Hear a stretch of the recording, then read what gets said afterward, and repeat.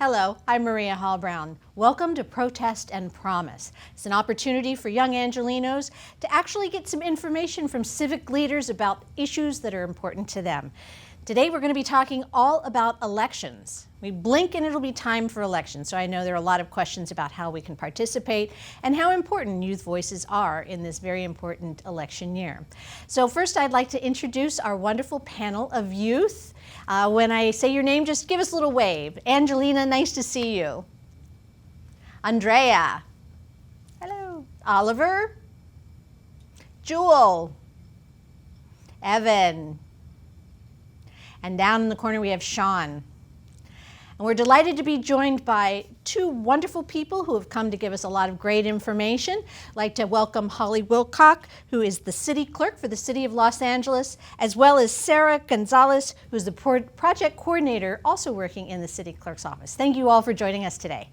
All right, so first I have a question for all of our youth. How many of you are registered to vote? Raise your hand. All right. How many of you are too young to register to vote at this moment? All right, so I'm going to go after Jewel. Jewel, I'm wondering, why aren't you registered to vote if you are old enough to do so? Or do you need to know how to do it? No, usually they come to my school and they have us do it, but because COVID, we weren't able to register that way. Ah, okay. So Holly, this is a great opportunity for you to kind of let Jewel know what's going to happen in situations like that. Well, the good news is you can always go online to the California Secretary of State, and you can always register to vote there. They do pre-register if you are 16 years and older. You can pre-register at 16 and 17, and you can register to vote at 18. So Sara can probably give a little bit more detail as far as what the actual website is, but I can tell you can go to the Secretary of State website and register at any time. Yeah. Jewel, I will say that we are missing you. We go to hundreds of high schools a year and do in-classroom and auditorium presentations and even set up mock elections so that youth can kind of go through the process and see what a polling place is going to feel like and maybe get those jitters out, cast a fake ballot, but get a real I voted sticker. And we're really sorry that we can't do that right now. But like Holly mentioned, you can go to the Secretary of State site. So that is sos.ca.gov. And you'll just find the link there for register to vote. And like Holly said, if you're 16 or 17, you can just click that and it'll pre-register you to vote, meaning when you turn 18, you'll already be registered and you won't have to go through that process again. Or of course, you can click 18 and you'll be good to go as well. So we'll be talking about that a lot in a bit, I think. I had no idea that there was such a thing as pre-registering. Is that something new, or is that something that's been around long enough that I'd never paid attention? Couple of years. Sara, I don't know the exact date, but it's, I want to say 3 years. Yeah, just about 3 years. Yeah, we've really been pushing for that. And I will confess why pre-registration is really important to me. I turned 18 October of my senior year of high school. So I was kind of an old senior. But I didn't know that you had to register. And of course, that November was the election. And I just thought, oh, you're automatically eligible to go to the polling place when you turn 18. So I missed my first election that I was eligible to vote in. So if you pre-register to vote, you won't be, a sucker like me, and you'll be able to get voting from the get-go. All right, well then I'm going to open it up now that I've put poor Jewel on the spot. This is a great opportunity for you to ask some of these really basic questions or maybe some very pertinent and complicated questions. So who has a question about what it is to vote or what the policies and procedures are going to be this time around? Oliver, go for it. So I'd like to first say that I'm actually turning 18 this October of my senior year, just like you, Sara. So I wanted to know, because I am pre-registered, my school did pre-registration, but I wanted to know how the mail-in ballots will work, if I will even be able to vote this year. Okay, so I think the question is, because you are pre-registered and you don't turn 18 until October, will you automatically get the vote by mail ballot? Because everybody who is registered is going to receive a vote by mail ballot this time. They weren't in March, and the Secretary of State has ordered, and we all agree that it's a good idea for everybody to get a vote by mail ballot. But I don't have the specific answer to Oliver's question. Sarah, do you? Is if they are pre-registered Yeah, and they so turn 18 in time, will they automatically get the vote by mail ballot? they will, yeah. So the same form gets filled out, whether you're 16 or 17 or 18. So if you filled out that paper form or you went online, the data entry people enter it into the same system, and it's just kind of like there's a little timer set there for your birthday. So as soon as the system knows that you're 18, you'll automatically be kicked in to receive that one. So the county says that those vote by mail ballots are going out to every registered voter. So that does include you, Oliver. And just to give you an idea of what the process is going to be like, you're going to receive kind of a packet, and inside that packet, you're going to have your physical ballot. It's going to be long form, kind of like a long legal paper. And depending how many contests are on there, it may be 3-4 pages long. So you're going to get a pen and just fill it out. Take your time filling it out. When you're done filling it out, you're also going to have a pre-posted envelope. That means a stamp is already on there. You don't have to go and find a stamp. And you can just put your completed ballot right back in the envelope. The envelope itself, this is really important, has some things to fill out. So you want to fill out that envelope completely. Make sure you sign and date the envelope before you seal it. And then to return it, you can just drop it off in your mailbox, or you can go to, a physical mailbox, maybe at the corner. The county is going to have close to 400 secure vote by mail drop boxes throughout the city, and a lot of them are going to be 24 hours. So if somebody, for instance, folks are maybe having a little bit of worry about the mail system and how that might be impacted by budgets and so on, you can go to a VBM drop box. That's a county secure box that's locked, and that box goes, the contents of that box goes directly to the county. So it actually doesn't even go in through the mail system. It just goes right to the county office. So those are your options on how to drop it off. Speaking of, participation as far as youth are concerned, I know Andrea had a question about youth and participation in voting. Yeah, I did have a question, especially since COVID's going on and a lot of seniors like Oliver and Jewel and all those other people will be online this year. I was just wondering, how will the youth that are going to be juniors or seniors this upcoming year that are going to be online be able to knowingly access all of that information without it being sent directly to their school? Because that's how a lot of people find out about stuff that's going on in our communities and in our governments, is through the school telling us. So that was just my question about how the youth in schools coming up that will be able to find out about all this information. I think that's a really good point. And I think that what we need to do on our own outreach team, both the county and the city of Los Angeles have their own voter outreach, but we need to, work together so that we're covering as many, bases as we can. But that's a really good suggestion, that we take some of our presentations virtual and we still take them to the schools if the schools will allow it. Do a presentation very much like we're doing today, and Sarah and the rest of the team have a bunch of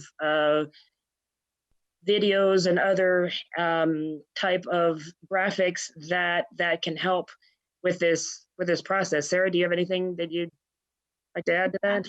Yeah, well, I will add and kind of repeat like what I said to Joel. It does kind of break my heart that we can't get out there. It's part of the job that I love the most, is getting in front of youth especially. So we are going to produce videos. We're going to have our posts on our social media. We're really active on our Instagram and our Facebook, and we produce videos that we upload to YouTube.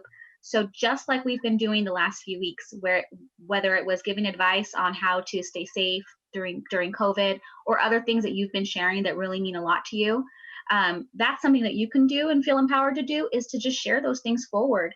And if you're sharing with maybe people who aren't too savvy with social media, just share a link directly through a text message. or even just call people. We can call and we can video chat with our family and just share the information that you found. So I really hope that we can share directly in classrooms like this with a meeting. That would be wonderful. I know our teachers are really going to have their work cut out for them, and the students are as well, to try to stay focused and do well. But if we can get in there, I would love that. So we're just going to do whatever we can in whatever safest way we can, sharing videos, sharing links, sharing posts. And if you have an opportunity that you'd like us to, come and share something directly with you, we're open to that as well. So you can always contact us. We're at LA City Clerk on all of the handles. And if you have an idea how we can connect with a group of people that we'd love to do that. Even if you put together, maybe a meeting with your friends together, we could have a meeting like this just with them. Oh, your own private election meeting. That's kind of exciting. Sean, where are you going to be in November? Are you going to be trying to be out of the area, or are you going to be here?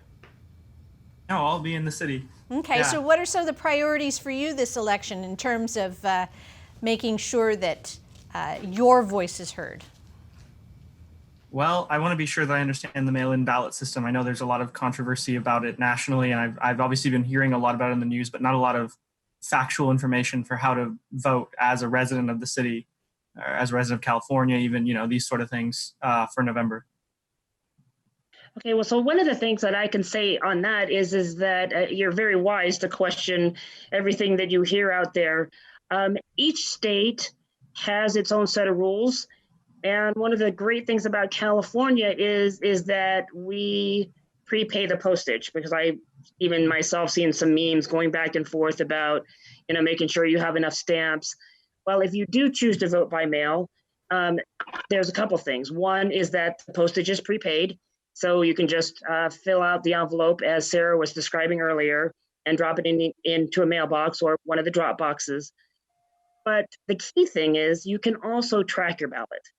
You are provided a number that will allow you to go online and you can see where your ballot is. Did the county registrar recorder receive it? Was your ballot counted?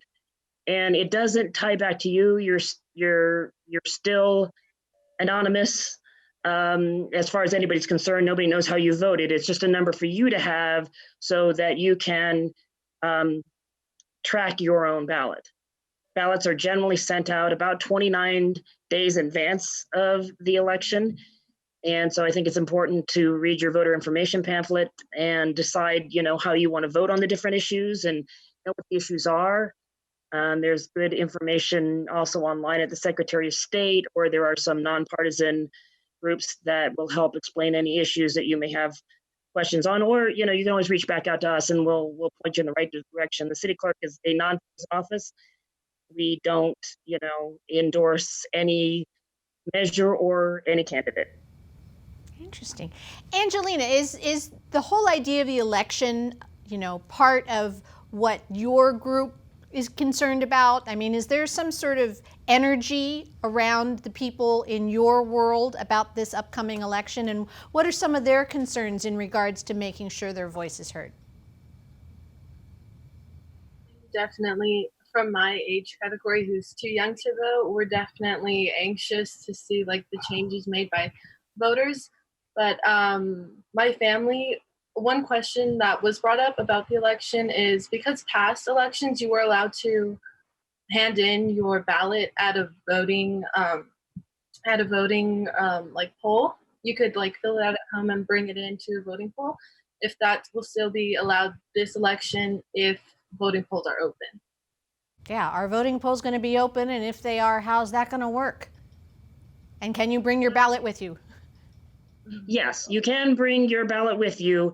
The county's moved away from the precinct model. So you are no longer just assigned a single precinct.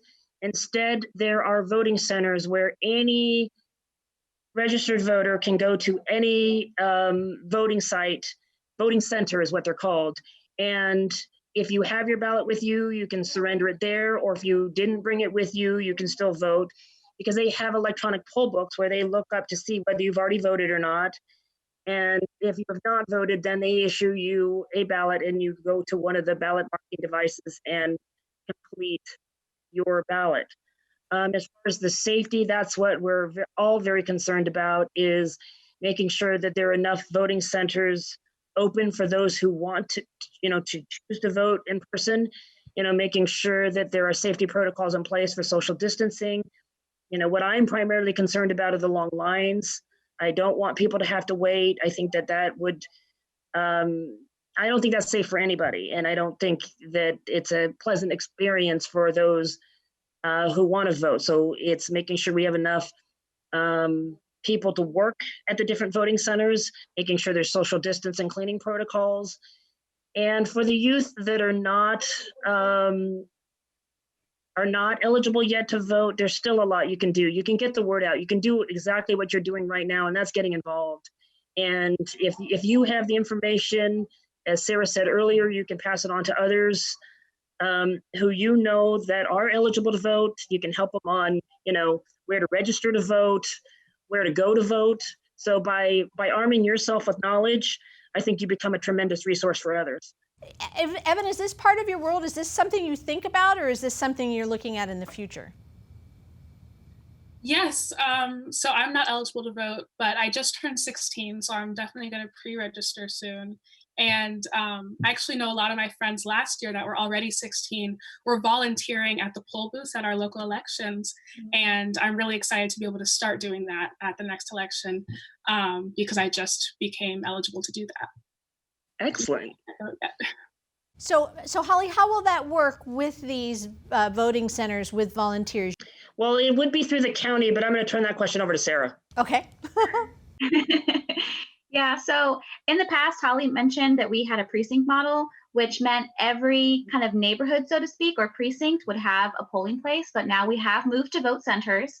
So there are hundreds of vote centers throughout the county, and the key part of that is that you have expanded early voting, and every voter can go to any polling place, any vote center. So that really created a lot of flexibility. But Evan, that did kind of change that the number of volunteers needed is now a little bit different, and the role that they play is a little bit different. But I will say, for anybody who doesn't qualify to vote in an election, whether that's because of their age or their status, there are so many things that you can still do that actually make a great, great, great impact. As we were saying, you can help people register to vote. So you don't have to actually be a registered voter to help turn out the vote. So sharing the link to the Secretary of State website, encouraging everyone that you know who's 16 or 17 to pre-register, everyone that you know who's 18 and older to register. And here's the really big one. Everyone that you know who's registered to vote, make sure they go and check their registration to make sure that the address is correct. A lot of times people move and they forget to update their voter registration because they're under the impression that it's automatic, and it's not. So if we're all supposed to be mailed a vote by mail ballot, it's going to be kind of important that we have the right address on file, right? So, I mean, today, that's something that you can do in your household today. Make sure all of your older brothers and sisters, parents, aunts, uncles, all have their voter registration up to date with the right address to make sure that their ballot gets to them. And then again, as I mentioned earlier, just sharing the links. But this is a really big one. Something that comes to your house is the voter guide, like Holly mentioned. Just because you're not going to cast a ballot doesn't mean that you can't peruse that voter guide and circle things that are important to you and do your own research and share that information with your parents, with your older brothers and sisters, and tell them, hey, there's issues that are important to me in this election. I wish I could vote, but I can't. But you can, and I expect you to. Okay, so don't discount how powerful that is to tell people, I can't vote, but you can, and I expect you to. Okay, we're just going to say that one over and over till November 3rd, okay? So I have a poll question for our young people. How many of you are going to be, that can vote in this particular election, are going to be at your home residence during this November's election? You mean as opposed to away at school? Exactly. Any of you going to be away at school during this? Okay. So what happens then? I mean, where do they go? What do they do? What if they don't get their mail-in ballot and they're away at school? How is that all working out? Well, there's still plenty of time. The deadline to register to vote isn't until October. So right now, Just like you're going to go and talk to your household, go and talk to all of your friends who are college age and you know they're away from home, or maybe you know they returned from maybe their dorm or their apartment from their college, their college place. So what you can do is go online and, like I said, check the registration. That's going to be at voterstatus.sos.ca.gov. Okay, that lets you look up your voter registration. You want to know what the home address is versus the mailing address. Okay, so if you decided that you were going to stay a Los Angeles voter, but let's say I was away at school at Arizona State University, then I might have put my home address as my Los Angeles address and my mailing address as my address, let's say at my apartment or my dorm in Arizona, so that I could have my LA ballot mailed to me, right?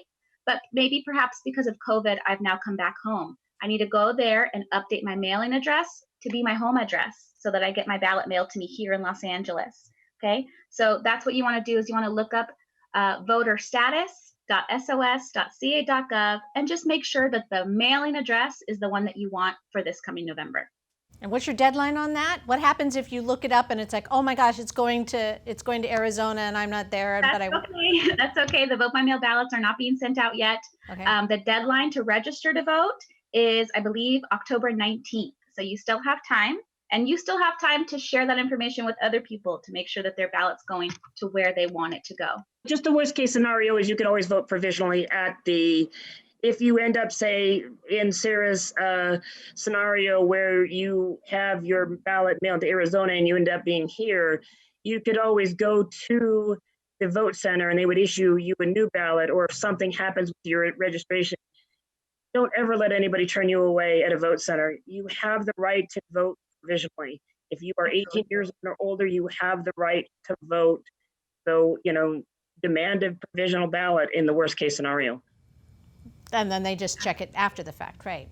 But one of the questions I was curious about is, all right, so we haven't hit the deadlines yet, but eventually we will. In fact, if we blink and breathe a little too fast, we're going to be there. So now, what's the timeline of the last moment you can actually try to get your mail-in ballot? What's the last time you can mail your mail-in ballot? I mean, what's that parameter of time?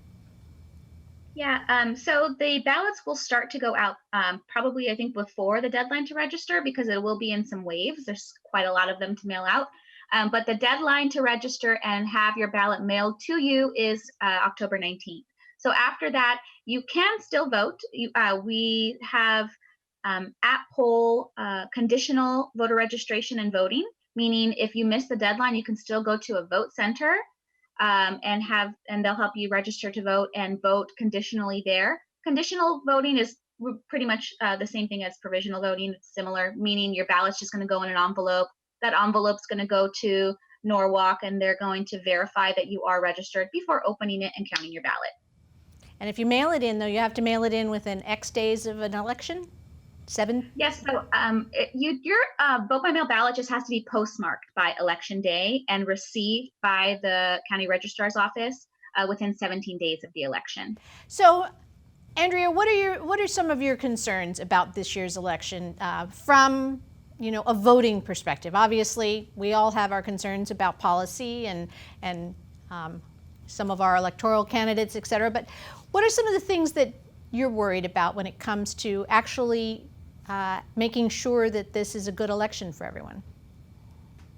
Some of my concerns for the upcoming election is just that I know when I was going into high school and my uncle was actually graduating, he had turned 18, he didn't feel the need to vote. And it just concerns me that a lot of people my age and maybe older will feel the same way, that they don't think that their votes count because it goes through the electoral college and stuff like that. So it worries me to think that, especially because I just turned 18 in July, that people that graduated with me or maybe a year or two older will also feel that same need that my uncle did when he decided to vote, and that they won't register in time, or that they just won't know, or especially just not feel the need. So those are some of my concerns with the upcoming election. That sounds valid and very, but your point is valid. With the electoral college, that's at a certain level, but The idea that so many other things are at stake that may not be affected by the Electoral College. So, you know, what do you say, Sara? How do you approach young people who are worried that their vote won't count because there are these mechanics in place? Yeah, well, Andrea, I will say that it's not just your age group that is afflicted with voter apathy. I'm 35 and I still have a hard time convincing people that I went to high school with that voting is important, believe it or not. So the thing is that a lot of times people get stuck on the one big exciting race, which of course this year is a presidential election, and it is incredibly important, but it is still not the only thing on the ballot. There's something that is important to everyone on the ballot. You know, we're voting for people, yes, on the federal level, on the state, on the county, on the city level. So if things like, for instance, on the city level, if you are someone who enjoys, you know, your recreation and parks or your libraries or other things and that the city provides for you, those things are dreamt of and placed in a budget and cared for and fostered by people who are elected on the city level. So when people wonder, well, why should I care who the mayor is, or why should I care who city council is? You know, those are the things that actually affect your everyday life, right? The people who are keeping your street lighting lit so that you feel safe walking to your car, all these really important quality of life things. So I really encourage you at this age to pay attention to who is your city government, how are they working for you, why is it important to care about who they are, and then on the state level as well, who's going to Sacramento and making laws? Because here's the thing that people tend to not understand is that not voting still has a consequence. Whether or not you vote for a lawmaker, they make a law and you still have to follow the law, right? So whether or not you voted for them, the law is now in place and you are now, you know, beholden to that law. So you're affected whether or not you choose to cast a ballot. Something that I learned at a later age that's really important are that we vote for things like judges. I never really knew that. I honestly probably skimmed over that for a long time, but something like a judge, so important, right? So there's a lot of things, not just one race on the ballot. There's something for everyone to care about. And like I mentioned before, grab that voter guide and start doing some research. And if there's things on the ballot that maybe you're not ready to vote for, or your parent says, you know what, I didn't have enough time to do my election homework, I didn't do enough research, that is no reason to not cast a ballot. You can mark your ballot for the races or the contests that you're ready to vote for. And it's okay to skip things on a ballot if you're not ready to vote for them. We want to, in an ideal world, we all had hours and hours of time to do our research and we're still well informed, right? But please don't let that be a reason that you don't cast a ballot because you're not ready. Just vote for the things that you're ready for and cast a ballot. Have something to say about the things that are important to you. Sean, I imagine you're already ready right now. I've done a little bit of research, but not as much as I should, I'd say. So what are the areas in an election that you are most interested in? I mean, are you looking at the national scale, or are you, as to Sara spoke, all of the local issues and even to positions you may not realize you were voting for, like judges, et cetera? Yeah, I'll be honest, it's shakier the more local I get, which is confusing because local politics is hugely important. And like, I'm aware of, you know, I live in Mike Bonin's district. And so I'm aware of all these sorts of issues that are coming up locally. I don't know all the ones that are going to be reflected as, you know, legislations or referenda on a ballot. But as I get further up into the state level, I'm looking out for, I think it's AB 345. I'm looking to see if there's anything to do with Governor Newsom on the ballot. I think maybe there will be a recall measure on that. I'm curious to learn more about that movement. And AB 5, of course, and then some of the criminal justice reform laws I have looked into in the past. And then, of course, the national. Yeah, looking forward to, you know, investigating all those options that I have thoroughly. And there are fewer options to get towards the top, in my opinion, but lots to learn. Wow. And that's why you're all here. I mean, Evan, even though you can't, you know, what are some of the things that you're paying attention to, even though you will not have the opportunity this time around? Yeah, I didn't know that these judges we were voting for them in this election. And I know that myself and all my peers are very aware of what's happening in our judicial system right now, especially in California with, DACA and all of these children that are being detained at our border and, representing themselves in court, and the fact that voting is a way to choose who these judges are that are making these big decisions. And with Black Lives Matter, we're paying a lot of attention to the judicial system right now. So that's great for me to hear, and that I can, pass that information along to my peers who are of voting age. Thanks. Jewel, I'm going to ask you, and this isn't a trick question, but you've been such a good sport with some of the things I've asked you. Do you know what the word ballot measure means? I do not. Okay. Well, how about if we learn what a ballot measure is? That would be awesome. Holly, Sara? Well, a ballot measure is those items on the ballot by which you're voting on a law, basically.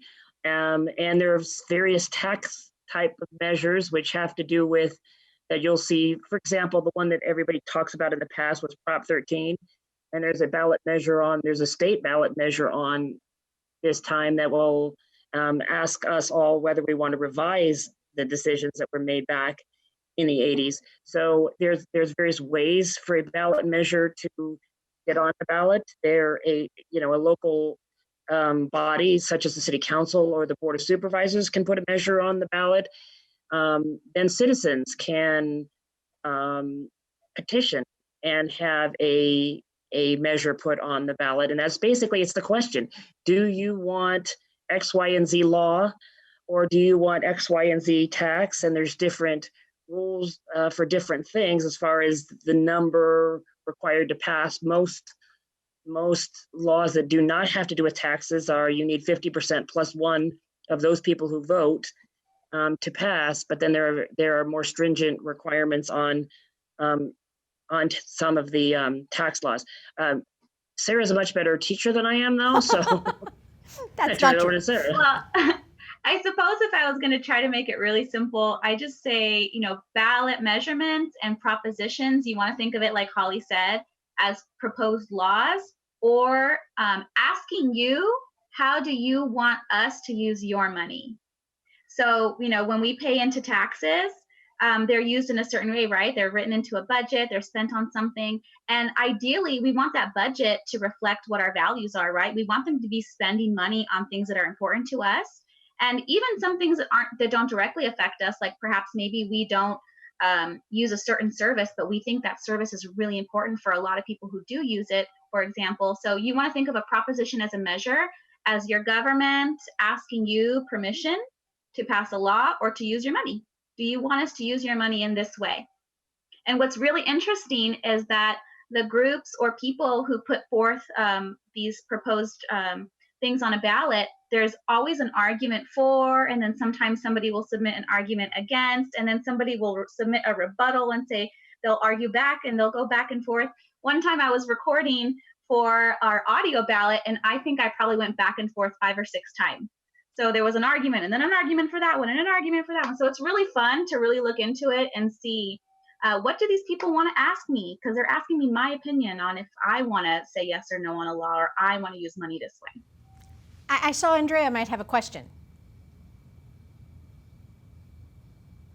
Yes, I actually did. Since you mentioned taxes, I know there's a couple of taxes that do go through, and especially there was one that was actually mentioned by my mom since we own apartments, and that there was a tax that was supposedly trying to be used against bigger corporations, but it affects people that own smaller businesses, smaller apartments that are just for their communities. I was wondering if those taxes go on our ballots to be able to vote for, or how we would be able to vote on those taxes so that they won't be put in place, especially since they affect so many smaller companies and people that own their own little businesses and stuff. Well, Go ahead, Sarah. Go ahead. I was going to say that whether it's something that somebody in Sacramento or in Washington is proposing to be a law, or it's a ballot measurement that got put on by a group or citizens, the writing of laws is pretty imperfect, right? So if, for instance, they left a loophole for a smaller business owner, or let's say somebody who owns less property, to be affected, then perhaps this wasn't the way it was written that you want it, right? So you see the overall idea you agree with, but perhaps it's written imperfectly to now include a group of people that you think shouldn't be. So, I mean, that's what you have to think about when you vote yes or no, right? And so I would say that they're imperfect, and maybe you hope, I like this idea, but it's not quite right. Maybe next time around, right? So to not be too specific, that's pretty much how it goes. If somebody proposes it, they propose it as it is, and you have to decide: do I want it as is, or do I want to maybe defeat it and come back around and try and do it in a different way? You made me think of something. Angelina, where do you get your information? Because obviously you mentioned your family and some of their concerns earlier in our conversation. So where are you getting your information that you think is applicable to what could happen in the next election?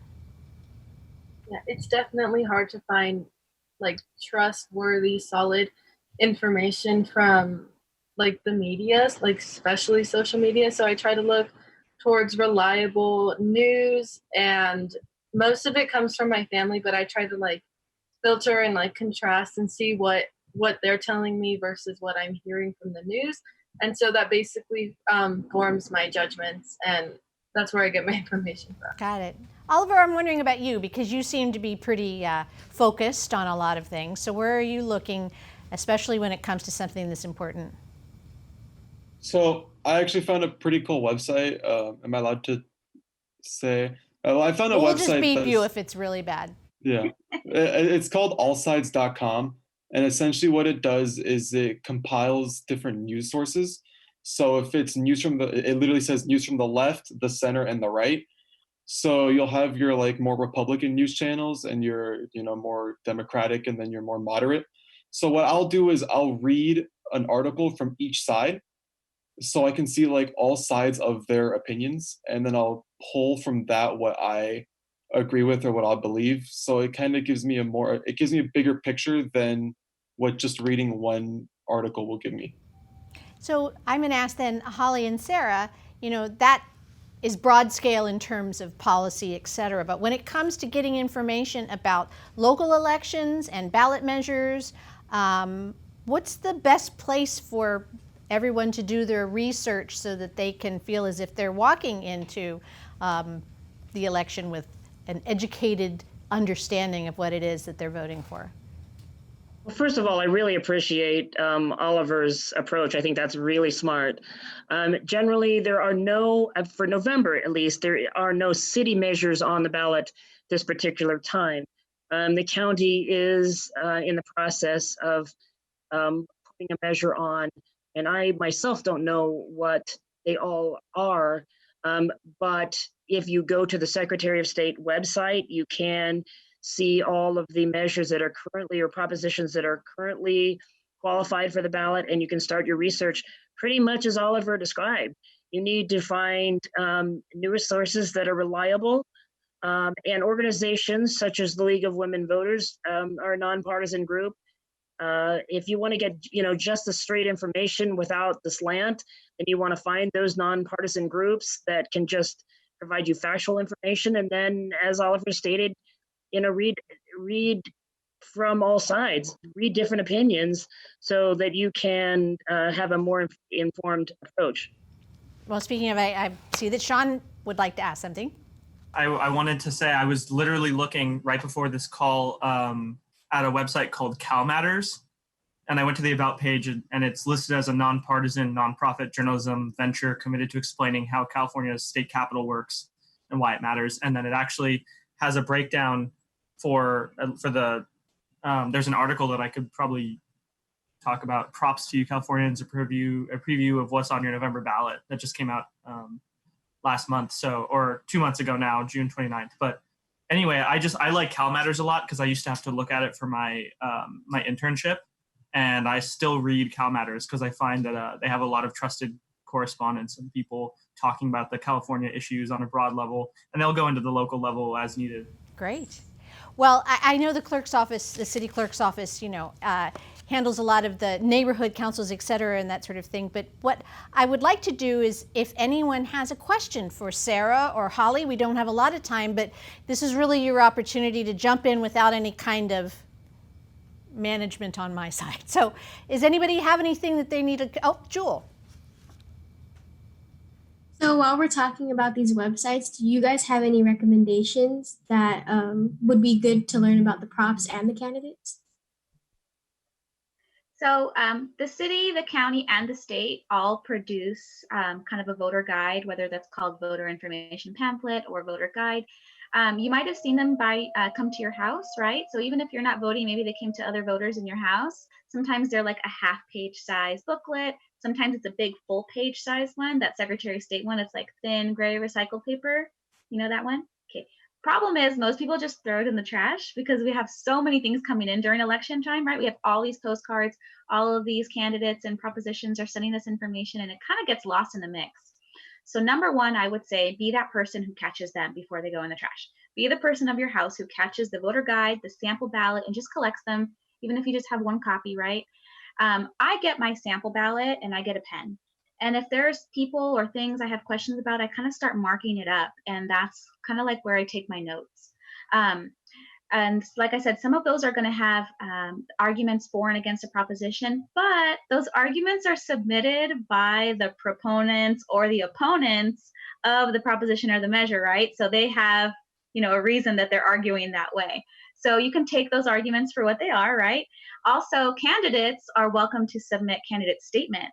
But again, if I was running, I would say some really nice things about myself in my candidate statement too, right? So not quite fact, it's definitely opinion, but it's my trying to sell myself to you, right? So there's that. And then, like Holly mentioned, the League of Women Voters and other non-partisan nonprofits that a few of your companions today have mentioned.